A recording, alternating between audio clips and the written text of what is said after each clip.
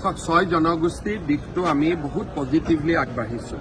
নৱেম্বৰত বিধানসভাত আমি প্ৰতিবেদন দিম আৰু ছয় জনগোষ্ঠীৰ প্ৰায় বহুখিনি আমি সমস্যাটো সমাধানৰ দিশত আমি বহুখিনি আগবাঢ়িছোঁ। সমস্যাটো হ'ল যে কংগ্ৰেছ দলে যেতিয়া বিধানসভাত প্ৰস্তাৱটো আনিছিল, তেওঁলোকে আনিছিলে যে কাৰো ক্ষতি নোহোৱাকৈ কৰিব লাগে। এতিয়া মই এটা ৰিজাৰ্ভেশ্যন পাই আছোঁ, তাত যদি বেলেগ এটা কমিউনিটি আহি সোমাই ক্ষতিটো হ'বই। গতিকে এতিয়া বিধানসভাই প্ৰস্তাৱটো নতুনকৈ পাছ কৰিব লাগিব যে ক্ষতি হ'লেও জনজাতিকৰণ কৰিব লাগিব।